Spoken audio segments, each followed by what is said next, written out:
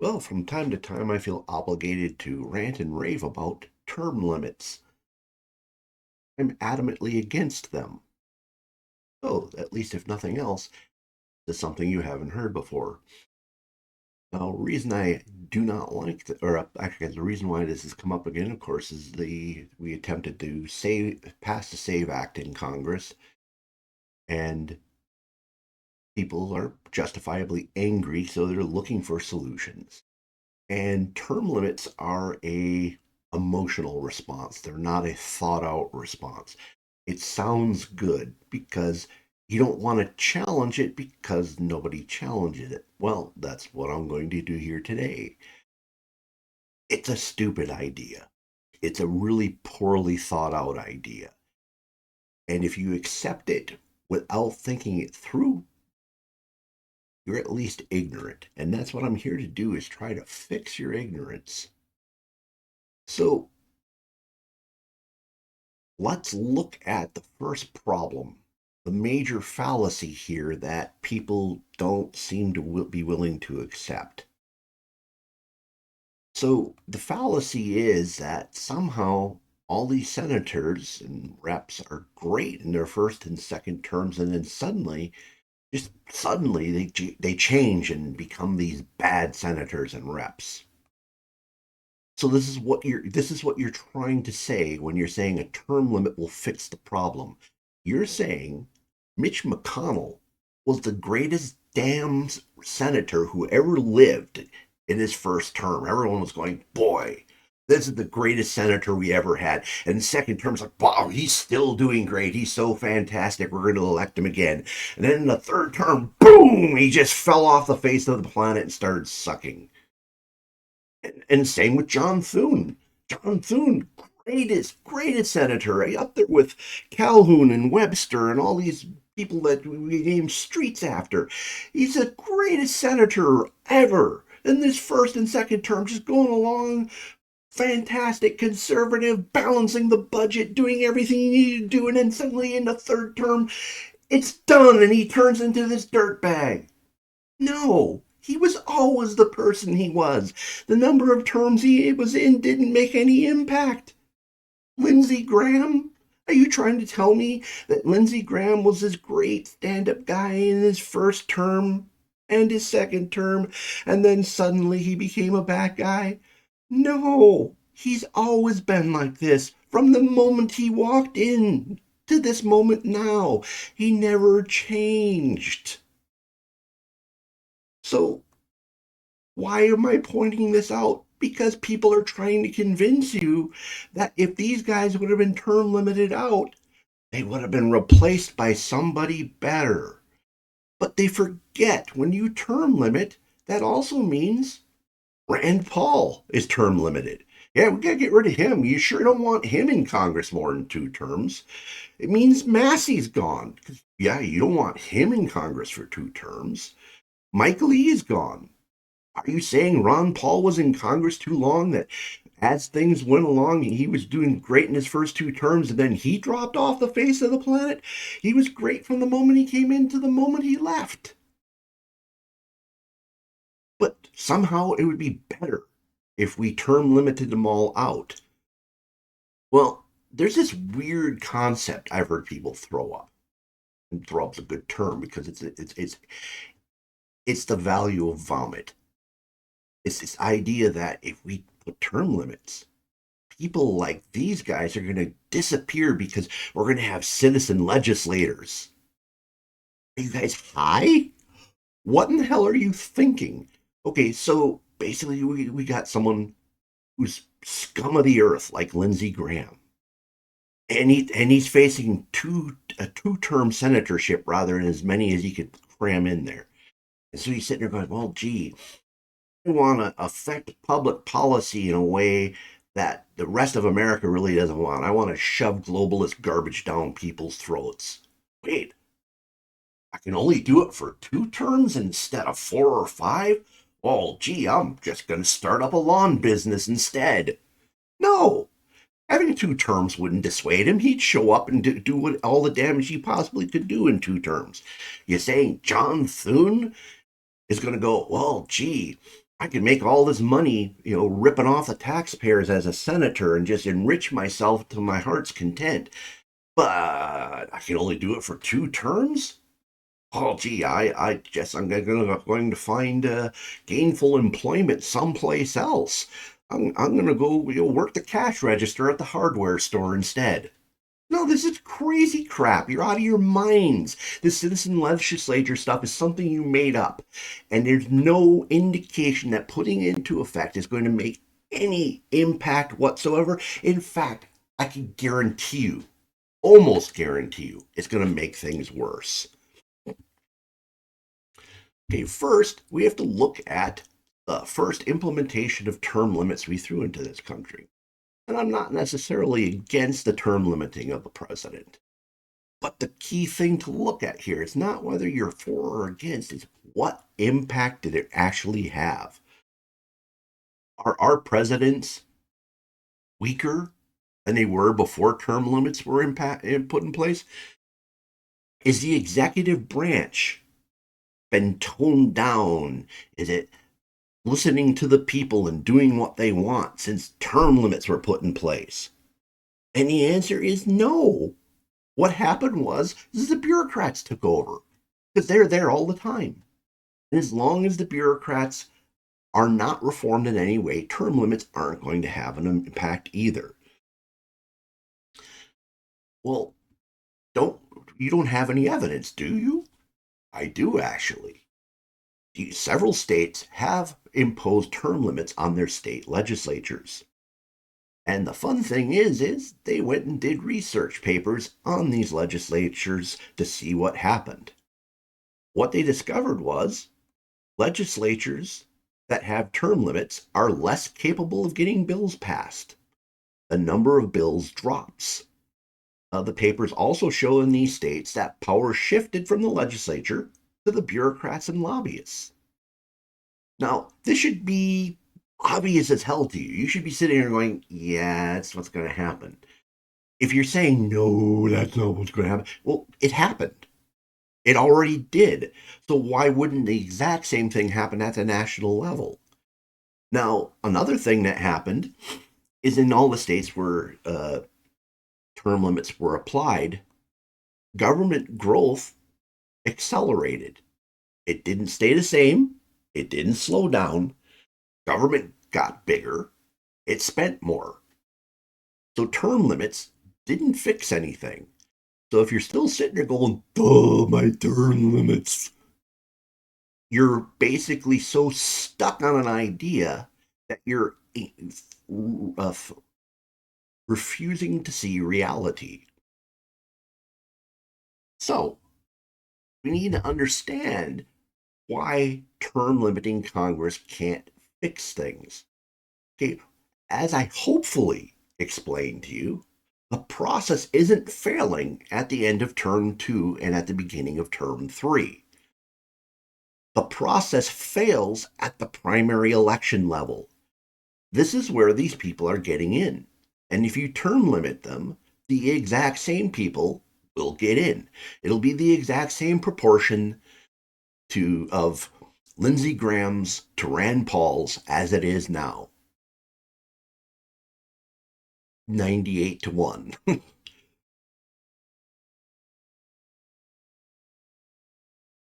The problem is they'll just turn over more quickly.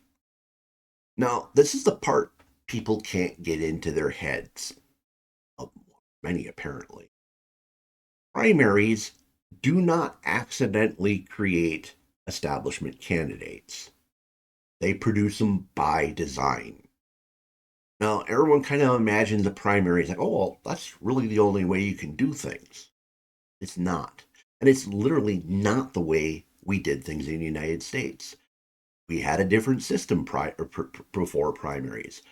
Primaries were made up by early progressives as a process to put their candidates in office. The idea is to make the process dependent on money, and since the establishment has the money, they get to pick the ultimate winner. Let's talk about how the primary process looks. So let's imagine we got a new guy showing up and he wants to go up against the establishment guy. Now, if it looks like the new guy has a chance at all, the first thing you'll see is all of a sudden a whole bunch of really mediocre candidates with almost the exact same agenda shows up as a new guy. And this is because the establishment guys go up to these guys and say, hey, look, we really think you have a chance this time. You should go in and run. And so what they do is dilute the field. Then by the time the election comes around, the new guy has so many other people sounding like him that no one votes for him. Or in states where you can win with a plurality, 40% of the people vote for the establishment guy, and the new guy is blown out. Now, the new guy is going to be at a huge disadvantage because he has less money, because the primary system was designed to put the person with the most money in the winner's seat. So let's say you got this new guy and he goes around the state and he gains traction with the rank and file party members and he looks pretty good. And everyone's saying, hey, yeah, we've heard this guy, he's really good. We oughta make him our candidate instead of this old FUD who's messing things up. Well, then the primary happens. Well, the new guy gets completely outspent by the establishment. And then the rank and file party members get swamped. Because what happens when the primary occurs is a whole bunch of low information voters show up to vote. The low information voters weren't participating in any of the campaigns. They don't know what's going on. And they go, I saw a campaign commercial with the establishment guy. And yeah, that's the only information I have to go for, so I'm going to vote for him. And since the establishment is outspending the new guy, hardly anyone's going to see his campaign commercials. In fact, the new guy was probably outspent by a 10-1 margin. Low information voters generally vote on name recognition. Whose name do they recognize? Well, the guy who's already in office, or the guy who's gotten blasted on their TV the most. So they hear this establishment candidate name all the time. They've never heard of this new guy. They watch the ads, and the ads say the establishment guy is a God-loving, Second Amendment friendly conservative. Well, who else are you going to vote for? Now, if you want to make things worse, if it's an open primary where anyone can vote for anyone they want, a lot of times Democrats will pile on and help the Republican establishment guy to victory. Now, one of the things I'll always see out on X is the people who are geniuses will say, well, we don't like this establishment candidate. Primary him. The problem is there's not enough money on the good guy side to win enough primaries to make a difference. One thing that came up was the idea that maybe Elon Musk might be throwing money at Massey's primary, which I'm fully in favor of. But the thing is it's one of many primaries. There isn't enough money to go up against the establishment to win enough primaries to make a difference. Even if you could win a handful, okay, you double the amount of Rand Paul's, Massey's, Mike Lee's. It's not going to change anything. So more campaign money on the good guy side will boost odds. It's not a guarantee of victory against name recognition. So money by itself isn't the solution. So the next problem comes up is even if, let's say, your good guy ends up winning the primary somehow, odds are is that he probably was running a little bit to the right. Optics are going to make him look radical versus the establishment picked Democrat. So the establishment picked Democrat was probably running close to center. They're going to look more reasonable. You have a chance that even if you throw enough money at the race for your guy to win the primary, in order to win the primary that way, he ends up looking so different to the middle that the middle ends up voting for the other side. The thing to understand is that primaries are sausage machines. They're designed to take whatever you put into it and put out a product on the other end. So if you're thinking, I want a big ribeye steak, I'm going to put a big ribeye steak into the sausage machine. You don't get a ribeye steak out the other side, you get a sausage. Same things, you throw a ham or a chicken in there. Because the machine was designed to do this, the machine can't be changed to make something else. So, what are the solutions? The solution is caucuses. Caucuses were what the founding fathers worked with. That's essentially the system we inherited from Britain. The idea was that the people who cared the most, the people who were the most informed, would go in, meet the candidates, actually talk to them, and get a feel for uh, how they're doing, what's going on. And if they're having problems with them, make it really well known that these are the problems. And the thing is the candidates can't just sit there and go, well, I don't have to listen to you guys because I'm just going to expect morons to elect me when the primary comes because it's a caucus. He's talking to his voters. He can't blow them off. He has to answer their questions. Now, one of the things is states should not be paying for a contest that picks a party candidate. The parties should. And that's where caucuses came in the first place. Essentially, primaries were brought about by early progressives as a means of getting the candidate away from the voter and into the hands of big money, because they knew that low information voters would respond to name recognition and advertising, whereas the people in a small room around the candidate talking in a single county uh, are getting a feel for what's really going on. Now, the nice thing is it's not like it's a really hard thing to do. Uh,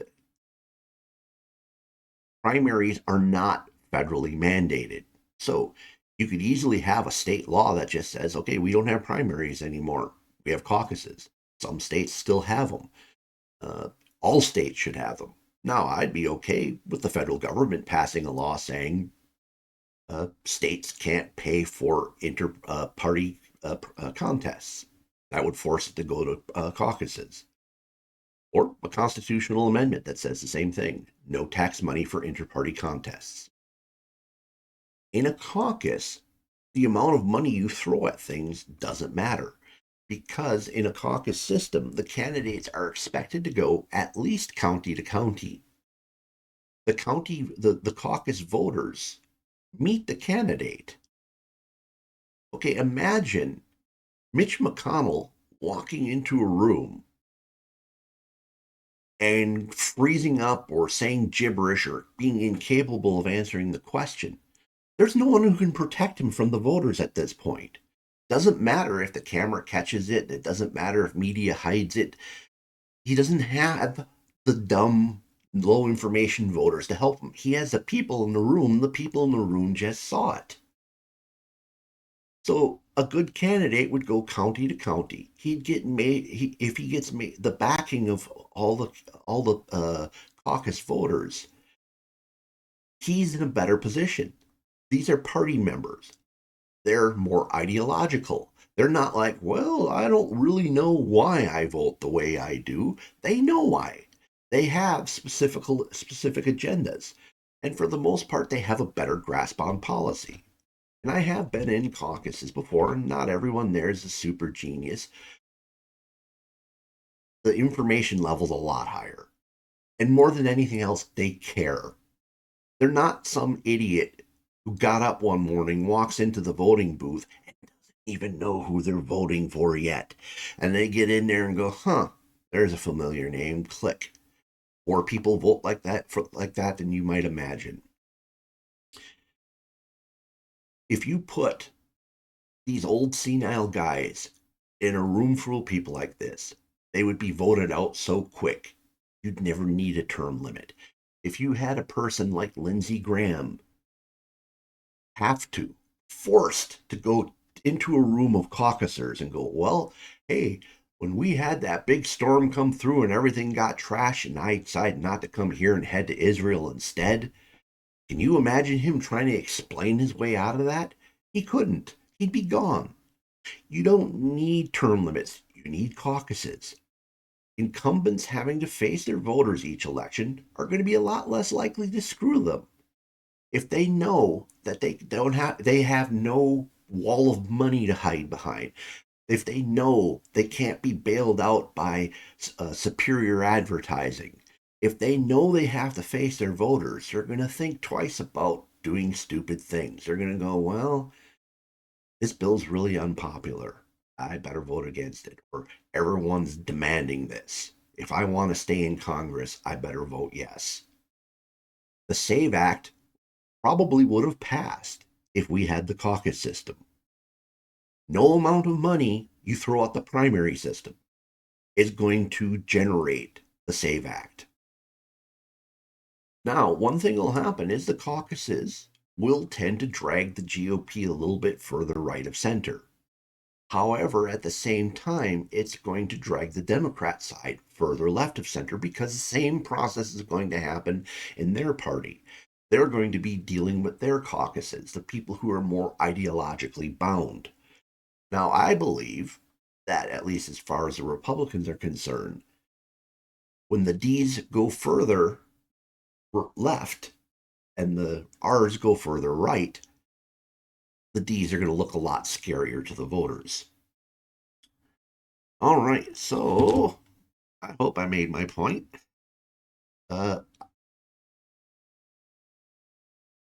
Please, in the comment section below, if you see somehow a way that primaries work, explain it to me. And if you're just one of these people out there commenting without reading or without listening to it, I'm going to tell instantly, and I'm just going to tell you that. I'm not going to answer your question if you just are saying, if you're responding to the title of the video and not the content in it. Please smash the like button. If the YouTube algorithm's brought here and you're not a regular subscriber, please check out my other titles, subscribe, and share this. A lot of people need to see this idea, at least get them thinking. Even if it doesn't change your mind, at least get them thinking. Please share this. Thank you for spending time with me this evening. Hope to see you again in a future video.